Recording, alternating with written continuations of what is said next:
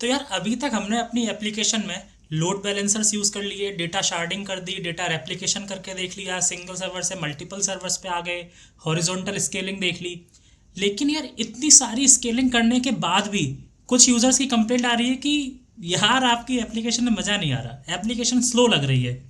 अब आप सोच रहे होंगे कि इतनी हमने चीज़ें कर ली हैं, इतनी सारी स्केलिंग हमने कर ली है, इतनी सारी टेक्निक्स हमने लगा ली हैं, लेकिन इसके बाद भी हमारी एप्लीकेशन स्लो क्यों है? कुछ यूज़र्स को ऐसा क्यों हो रहा है कि कुछ के लिए तो एप्लीकेशन बहुत अच्छी चल रही है, लेकिन कुछ के केस में बहुत ज़्यादा लेटेंसी आ रही है। तो आज के वीडियो में हम यही देखेंगे ये कुछ यूज़र्स के लिए ये लेटेंसी क्यों आ रही है और हम इसे कैसे इंप्रूव कर सकते हैं by introducing CDN in our application. ठीक है, तो आ जाओ देखते हैं आगे। तो अब ये देखो करंट आर्किटेक्चर में आखिर हो क्या रहा था। देखो अभी हमारे आर्किटेक्चर में CDN नहीं है, ये यहाँ पे मैंने गलती से यहाँ पे CDN लिख दिया, यहाँ पे CDN की जगह यहाँ पे DNS होना चाहिए था, उसके लिए माफ़ी आपसे। तो यहाँ पर मैं CDN की जगह कर देता हूँ आपका DNS। ठीक है, तो अभी अपने करंट आर्किटेक्चर में CDN नहीं है, तो अभी क्या हो रहा है, अभी जो भी रिक्वेस्ट आएगी वो सीधे DB को हिट करेगी, चाहे रिक्वेस्ट कैसी भी हो, चाहे स्टैटिक डेटा हमें मंगाना हो, static data like images videos जो कि जल्दी जल्दी चेंज नहीं हो रहे हो, चाहे डायनेमिक डेटा मंगाना हो, अभी सारा डेटा हमारे मेन सर्वर से ही होता हुआ जाएगा। ठीक है, इतनी सी बात हमें समझ में आती है। अब यहाँ से इशू क्या हुआ ये देख लेते हैं, जिसकी वजह से लेटेंसी आई। तो यार दिक्कत क्या आई ये ध्यान से समझो। अब मान लो हमारे जो सर्वर्स हैं वो कहीं पर US में डिप्लॉयड हैं, थोड़ा सही से लिख लेते हैं और राइटिंग के लिए माफ़ी चाहूँगा। हमारे जो सर्वर्स हैं वो US के किसी रीजन में डिप्लॉयड हैं। ठीक है, और हमारा जो यूज़र है वो बैठा है इंडिया में। कहाँ पर? इंडिया में यूज़र बैठा है। अब यहाँ से दिक्कत क्या आती है ये ध्यान से समझो। अब हुआ क्या कि जो यूज़र इंडिया में बैठा है उसने रिक्वेस्ट मारी किसी कंटेंट के लिए जो उसे चाहिए था, रिक्वेस्ट गई हमारे सर्वर के पास। सर्वर कहाँ पर है? सर्वर है US में। डिस्टेंस कितनी है दोनों के बीच में? डिस्टेंस है ऑलमोस्ट 12,000 किलोमीटर, 12,000 किलोमीटर्स की डिस्टेंस है। ठीक है, आपको ये चीज़ें पता हैं कि जब भी जो डेटा ट्रांसफ़र हो रहा होता है अक्रॉस रीजन्स, तो ये होता है थ्रू ऑप्टिक फाइबर केबल्स। ठीक है, और ऑप्टिक फाइबर केबल्स में जो डेटा ट्रांसफ़र होता है वो होता है नियरली स्पीड ऑफ लाइट से। तो यहाँ से हमें मालूम पड़ा कि स्पीड कितनी है, स्पीड आपकी है 2 × 10⁵ किलोमीटर पर सेकेंड। डेटा अप्रॉक्सीमेट है लेकिन इससे काम चल जाएगा।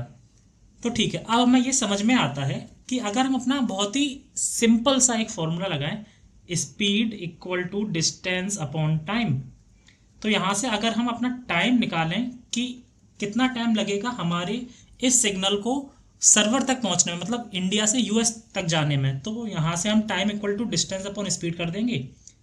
डिस्टेंस हमारी है 12,000 किलोमीटर, तो हम इसे 12 × 10⁻³ कर देंगे, अपॉन में 2 × 10⁵ ठीक है, 3 से ये गया 2, ये हुआ 6, तो ये आया ऑलमोस्ट 6 × 10⁻⁻² सेकेंड्स। इतनी बात हमें समझ में आती है। तो यार अब अगर हम यहाँ पर देखें, अगर हम थोड़ा सा अपनी कैलकुलेशन को सिंप्लीफाई करें तो हमें ये समझ में आता है कि 10 का मल्टीप्लाई करके 10 का डिवाइड करके ये कुछ इस तरह से बन जाएगा, और इसे हम यहाँ पर लिख सकते हैं, इसे हम लिख सकते हैं 60 मिली सेकेंड्स। ठीक है, इतनी बात समझ में आती है। तो यानी कि 60 मिली सेकेंड्स हमारे सिग्नल को वहाँ तक पहुँचने में लगा। अब वहाँ से रिस्पॉन्स वापस भी आएगा, तो हम इसे कर देते हैं 60 की जगह अप्रॉक्सीमेटली 120 मिली सेकेंड्स। हाँ, ये बहुत ही अप्रॉक्स कैलकुलेशन है क्योंकि राउटिंग में, कंप्यूटेशन में, इन सब चीज़ों में भी टाइम लगेगा, लेकिन वो टाइम हर केस में कांस्टेंट रहेगा। अगर राउटिंग वहाँ पे हो रही होगी तो यहाँ पर भी हो रही होगी, है ना, तो वो हम मान के नहीं चलते हैं। हम सिर्फ ये देखते हैं कि डिस्टेंस से कितना हमारे टाइम में वेरिएशन आएगा। तो अप्रॉक्सीमेटली हमें इतना मालूम पड़ रहा है कि अगर 12,000 किलोमीटर की डिस्टेंस है तो कुछ 120 मिली सेकेंड्स की लेटेंसी आ सकती है पूरी राउंड ट्रिप टाइम में। राउंड ट्रिप टाइम मतलब यहाँ से सिग्नल वहाँ तक जाना और वहाँ से रिस्पॉन्स वापस यहाँ तक आने में 120 मिली सेकेंड। तो अब आपको ये समझ में आ रहा होगा कि लेटेंसी तो है, ठीक है, ये समझ में हमें इतना आता है। अब इस लेटेंसी को हम रिड्यूस कैसे करेंगे, क्या करें जिससे ये डिस्टेंस कम हो जाए, क्या हम कर भी सकते हैं या नहीं कर सकते हैं, इसी के लिए CDN पढ़ना ज़रूरी है। और अगर आप CDN के लेक्चर पे आपने क्लिक किया है तो इतना तो आप समझ ही गए होंगे कि इस लेटेंसी को रिड्यूस करने के लिए हम CDN यूज़ करने वाले हैं। तो CDN यूज़ करने से पहले ये देख लेते हैं कि आखिर CDN होता क्या है। आओ चलो, तो ये कैलकुलेशन आपको समझ में आ चुकी है। कैलकुलेशन मैं अभी के लिए हटा देता हूं।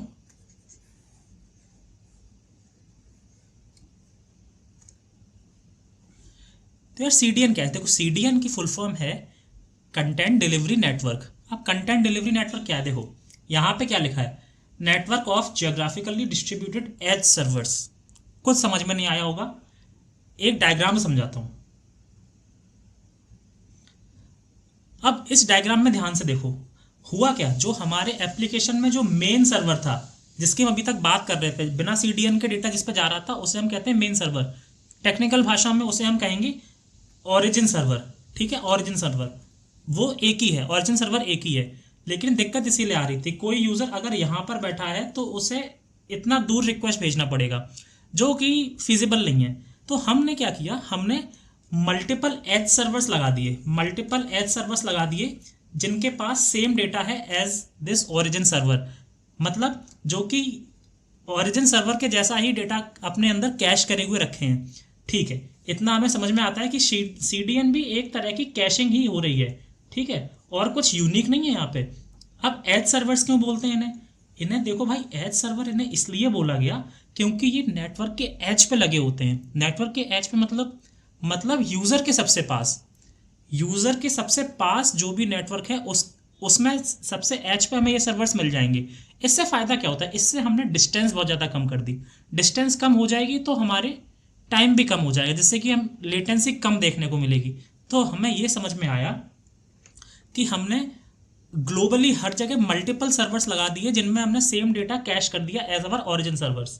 तो अब जब भी कोई रिक्वेस्ट जाएगी वो ओरिजिन सर्वर तक नहीं जाएगी, वो अपने सबसे पास के सर्वर को देखेगी और रिक्वेस्ट वहीं से फुलफिल हो जाएगी, जिससे हम डिस्टेंस कम कर लेंगे और हमारी ओवरऑल लेटेंसी कम हो जाएगी। तो इतना हमें समझ में आता है कि हाँ सीडीएन क्या है और क्या काम कर रहा है।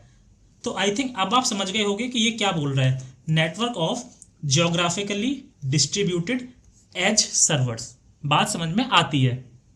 तो सीडीएन के साथ अब हमारा आर्किटेक्चर कुछ इस तरह का दिखेगा। देखो क्या है, ये हमारा यूज़र है। अब ये जो भी रिक्वेस्ट भेजेगा, हमारा डीएनएस पहले ये चेक करेगा कि कोई near by CDN server available है भी या नहीं है। अगर कोई near by CDN server available है तो ये उसका आईपी एड्रेस हमें दे देगा। तो अब यूज़र के पास आ गया है अपने सीडीएन सर्वर का आईपी एड्रेस। तो रिक्वेस्ट इधर ना जाके रिक्वेस्ट जाएगी इधर, और ये पूरा जो पाथ है ना, ये पूरा जो पाथ है, ये सब हमने बचा लिया, ये सब कुछ बचा लिया। तो कुछ कंप्यूटेशन भी बचा, लोड बैलेंसिंग में जो टाइम लग रहा था वो बचा, और हमारा जो ज्योग्राफिकली डिस्ट्रीब्यूटेड डेटा है जिसकी वजह से डिस्टेंस कम हुई है, उससे भी फ़ायदा हो गया। तो अब थोड़ी ये बात कर लेते हैं कि how CDN works. I think आपको समझ में आ गया होगा, अभी तक इंट्यूशन तो लगी गया होगा कि सीडीएन काम कैसे करने वाला। आओ देखते हैं।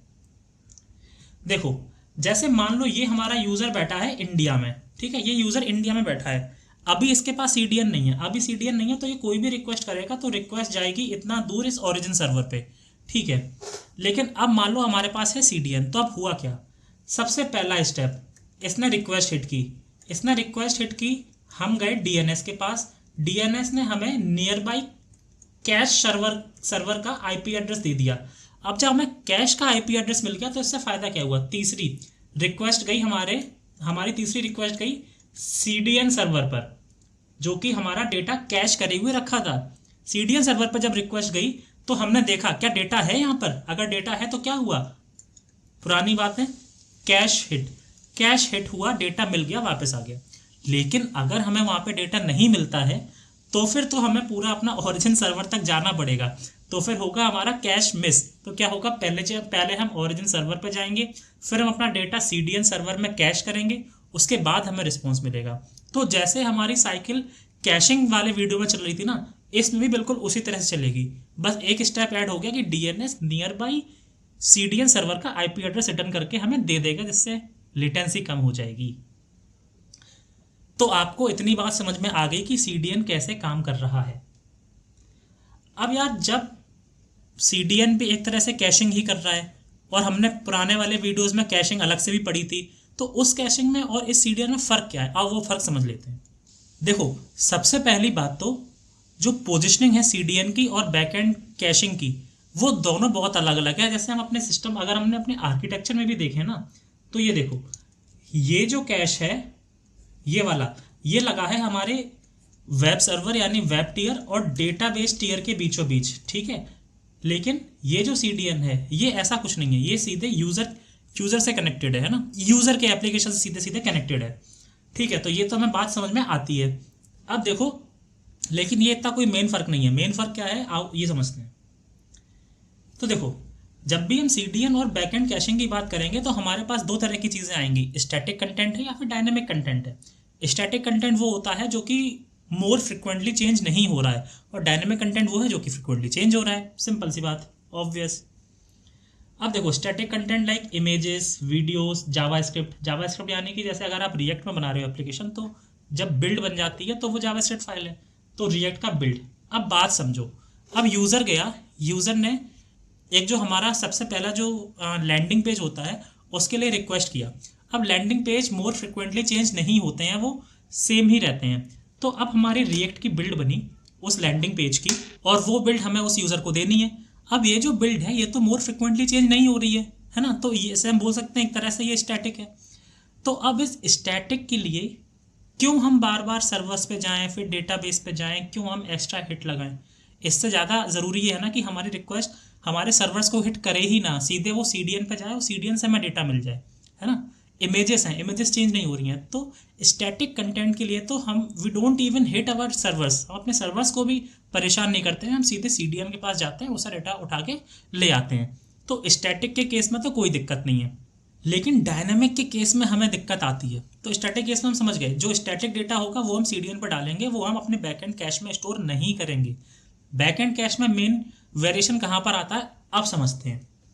देखो, बैकएंड में हम मेजरली क्या चीज़ें कैश करते हैं, जैसे कि हमारे जो डेटाबेस की क्वेरी है उसका क्या रिजल्ट आया, जैसे कि यहाँ पे आप समझ पा रहे होगे कि देखो डेटाबेस क्वेरी का क्या रिजल्ट आया, जो हमारे एक्सपेंसिव कंप्यूटेशंस हैं, है ना, जो DB में डेटा गया वहाँ से निकाल के हमने एक्सपेंसिव कंप्यूटेशन किया, तो हम वो कंप्यूटेशंस स्टोर कर लेते हैं ताकि दोबारा अगर हमें ऐसी कैलकुलेशन करनी पड़े तो समय वेस्ट ना हो। API के रिस्पॉन्सेज हैं, ऐसी चीज़ें हम बैकएंड में कैश करते हैं, ठीक है। और डायनेमिक कंटेंट है, डायनेमिक कंटेंट चेंज होता रहता है, जो चीज़ें चेंज हो रही हैं उन्हें हम ईजिली कैश नहीं कर सकते हैं, तो हम उन्हें CDN में कैसे डालेंगे, क्योंकि वो चेंज हो रहा है, बार बार चेंज होगा तो हमें स्टेल डेटा मिलेगा, क्योंकि CDN तो कैश करके रखता है। तो यार यहाँ पे आ जाएगी दिक्कत। तो डायनेमिक डेटा भी प्योरली हम ऐसा डायनेमिक डेटा कैश नहीं कर सकते जो कि मोर फ्रिक्वेंटली चेंज हो रहा है। हम ऐसा कैश करेंगे जैसे कि /products पेज इक्वल टू 1, कोई प्रोडक्ट्स का पेज है, पेज नंबर 1। अब पेज नंबर 1 पे जो प्रोडक्ट्स हैं वो तो इतना फ्रिक्वेंटली चेंज नहीं होंगे ना, वो तो सेम ही रहेंगे, तो हम उसका रिस्पॉन्स कैश कर सकते हैं। तो ऐसा हम कैश कर लेंगे। क्या कैश नहीं कर सकते हैं, /user/profile, कोई पेज है जो यूज़र की प्रोफाइल दिखा रही है। अब ये तो यूज़र स्पेसिफिक डेटा हो गया, मैंने हिट मारा मुझे अलग दिखेगा, तुमने हिट मारा तुम्हें अलग दिखेगा, तो इसे हम कैश नहीं कर सकते। प्रोडक्ट्स वाला पेज हम कैश कर सकते थे। तो ऐसे ही डायनेमिक कंटेंट के एग्जांपल /product/user/123, मतलब ये इसकी यूज़र ID होगी, /order होगा। तो मुझे और तुम्हें जो अलग अलग दिखेगा वो इतना आसानी से कैश नहीं हो सकता, लेकिन हाँ जो चीज़ें हमें सेम दिखेंगी वो हम कैश कर सकते हैं। अब ये जो डायनेमिक कंटेंट है ना, इस पर हम बहुत अच्छी खासी लंबी चर्चा कर सकते हैं, लेकिन वो इस वीडियो के स्कोप से बाहर चली जाएगी और आपको थोड़ी बोरियत भी फील होने लगेगी। लेकिन जब हम एडवांस में उतरेंगे तब हम उन चीज़ों पर चर्चा करेंगे, और कैसे नेटफ्लिक्स ने इस चीज़ को मैनेज किया अपने ओपन कनेक्ट, नेटफ्लिक्स का जो अपना खुद का CDN है ओपन कनेक्ट, उसके थ्रू। तो उस पर बाद में चर्चा होगी, अभी नहीं।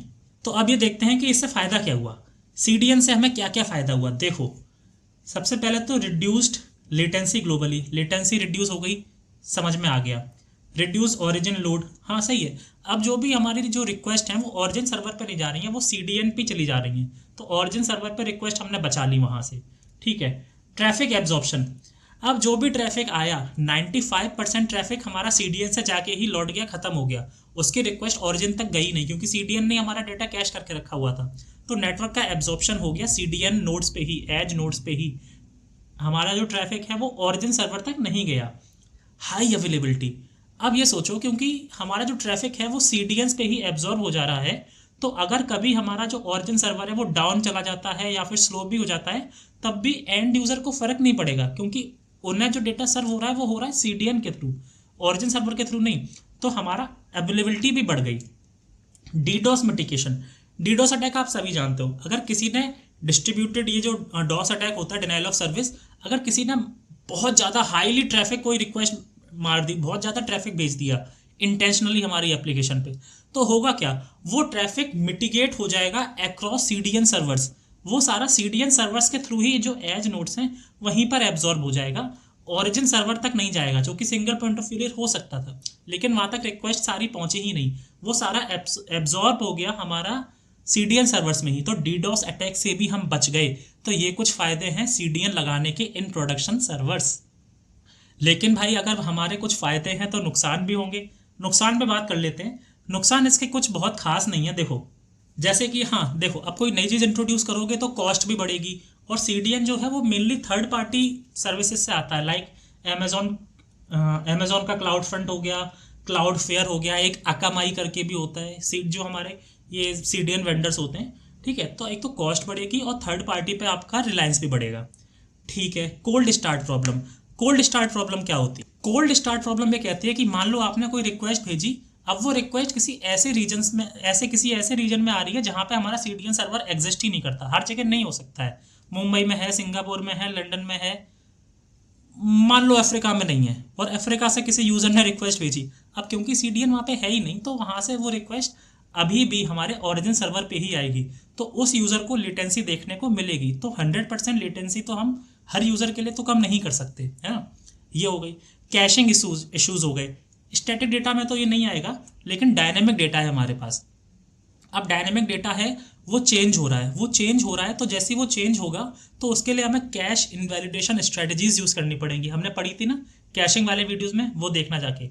तो अगर हमने वो इनवैलिडेशन स्ट्रेटजी सही से इंप्लीमेंट नहीं की तो यूज़र को स्टेल डेटा देखने को मिल सकता है, तो एक वहाँ पे इशू आएगा। तो ये कुछ इश्यूज़ हैं सीडीएन के, कुछ बहुत ज़्यादा खास इश्यूज़ नहीं है, फ़ायदे ज़्यादा हैं सीडीएन यूज़ करने के, तो सीडीएन यूज़ करके अपनी लेटेंसी कम कर लेंगे विदाउट कुछ ज़्यादा इश्यूज़, है ना। तो यार ये तो था आज का वीडियो। हमने यहाँ पे ये समझ लिया कि हम अपने पूरे सिस्टम को कैसे स्केल कर सकते हैं। हमने लोड बैलेंसर्स लगा लिए, हमने हॉरिजॉन्टल स्केलिंग कर ली, हमने शार्डिंग कर ली, डेटाबेस रेप्लिकेशन कर लिया हमने। अब हमारे डेटाबेस पूरा हमारे तरह से स्केलेबल है, हमारे राइट्स स्केलेबल है, रीड्स स्केलेबल है, ग्लोबल लेटेंसी भी हमने कम कर ली। लेकिन अब आगे क्या? अब आगे एक और बहुत इंपॉर्टेंट चीज़ आती है जो कि है सेशंस। बहुत कि हम कोई यूज़र लॉग्ड इन है तो उसका सेशन अपने सर्वर्स में कैसे स्टोर कराएंगे, और क्यों मोस्टली जो सिस्टम्स होते हैं वो स्टेट लेस आर्किटेक्चर को फॉलो करना चाहते हैं, ऐसा क्यों होता है? अगर आपको ये सब कुछ जानना है तो बने रहना इस प्लेलिस्ट में। नेक्स्ट वीडियो बिल्कुल मिस मत करना। मेरा नाम ऋषभ पांडे, आप देख रहे थे कोड स्कूल। Bye bye.